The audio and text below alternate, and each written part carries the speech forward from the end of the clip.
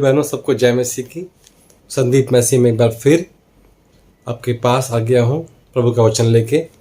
और इस बार लाया हूँ वचन, अध्याय है मत्ती नया नियम में, अध्याय 10 का 40। मत्ती अध्याय 10 का 40 यहाँ लिखा हुआ है, जो तुम्हें ग्रहण करता है वह मुझे ग्रहण करता है, और जो मुझे ग्रहण करता है वह मेरे भेजने वाले को ग्रहण करता है। भाइयों बहनों, इसमें एक बहुत ही गहरी बात छुपी हुई है। जो तुम्हें ग्रहण करता है, मतलब यदि हम लोग मसीह लोग हैं, आप लोग मसीह लोग हैं, आप जाते हैं किसी के पास, यदि वो इंसान आपको ग्रहण करता है ना, इसका मतलब है कि प्रभु यीशु मसीह को भी वो ग्रहण कर सकता है। इसका मतलब यह है कि हमें ग्रहण वो कब करेगा? वो ग्रहण तब करेगा जब हमारे काम ही ऐसे होंगे। अगर हम हैं तो मसीह और काम कर रहे हैं नॉन मसीह वाले, तो क्या हमें ग्रहण कर लेगा? वो ग्रहण नहीं करेगा। मसीह की सारी क्वालिटीज़ हमारे अंदर यदि हैं तो हमें ग्रहण करेगा। ये नहीं कि हम जा रहे हैं किसी घर पे, उसको जरूरत तो खाने की है और सुना दिए वचन यीशु मसीह के। पहले उसकी जो खाने की जरूरत है वो पूरी करनी है हमको। यदि आप जाते हैं घर पे किसी के, आप प्रार्थना करें, परमेश्वर यदि उस घर में कमी है ना तो आप मुझे दिखाएं। यदि मैं इस लायक हूँ परमेश्वर कि मैं कुछ कर सकूँ, तो आप प्लीज़ मौका दें मुझे। जब परमेश्वर आपको दिखाएंगे ना उस घर में कुछ कमी है, तो वो आपको दिखा इसलिए रहे हैं कि आपके द्वारा परमेश्वर पूरी करे। आज किसी के घर में नोटों की बारिश नहीं करते। चप्पड़ फट जाए और नोट बरस जाए, प्रभु यीशु मसीह लोगों को इस्तेमाल करते हैं, मालूम है। एक बता रहा हूँ वाकई आपको मैं, भाइयों बहनों।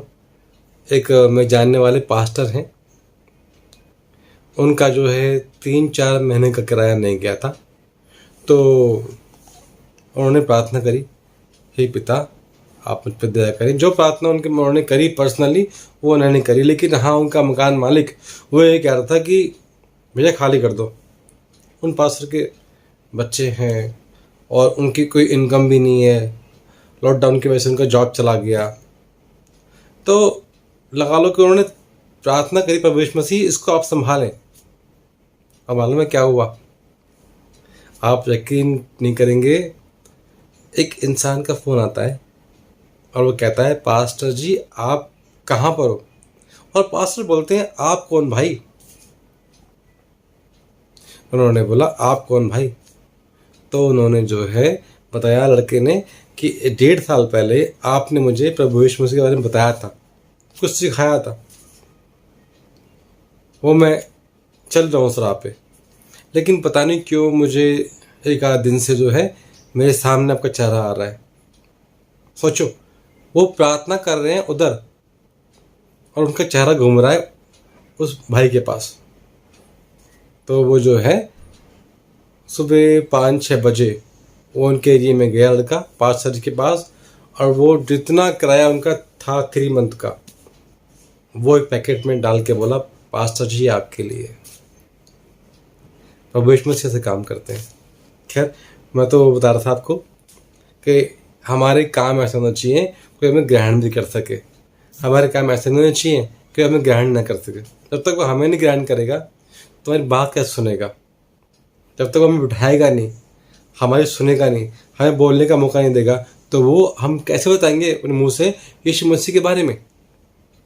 तो सबसे पहले हमारा नेचर, हमारा व्यवहार मसीह यीशु में होना चाहिए, ताकि कोई हमें ग्रहण कर सके। जो इसकी जरूरत पहले है ना, परमेश्वर से बुद्धि मांगे, उससे क्या चाहिए, परमेश्वर से बोले, प्रभु मुझे दिखाएं आप। तो इसका मतलब यह है कि पहले वो हमें ग्रहण करेगा, उसके बाद यीशु मसीह ग्रहण करेगा। और यीशु मसीह को ग्रहण करना इंसानों के द्वारा ही होता है।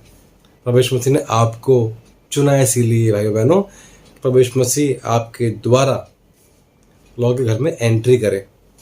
मालूम है, प्रभु यीशु मसीह ने आपको चुना है, आपने चुना नहीं प्रभु यीशु मसीह को। प्रभु ने कहा है ना वचन में, मैंने तुम्हें चुना है, तुमने मुझे नहीं। वो हमें ग्रहण नहीं करेगा, जब तक हमें नहीं करेगा प्रभु यीशु मसीह को ग्रहण नहीं कर सकता।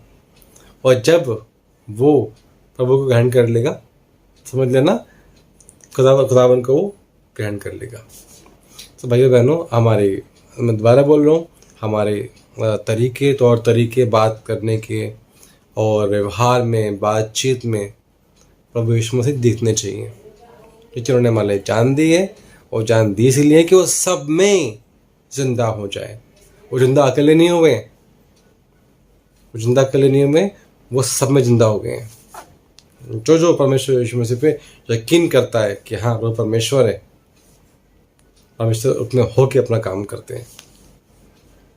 प्रभु यीशु मसीह हमारे अकेले थे, वो जिंदा और बहुत लोगों में हो गए, और वो जिंदा अभी भी नए नए लोगों में हो रहे हैं, क्योंकि उनका नाम सर्वदा रहेगा। उसके वंश का अंत ना होगा, उसके राज्य का अंत ना होगा। यस, जिसमें चाहे उससे अपना राज्य उत्पन्न करते। हालेलुया। सबको जय मसीह की। भाई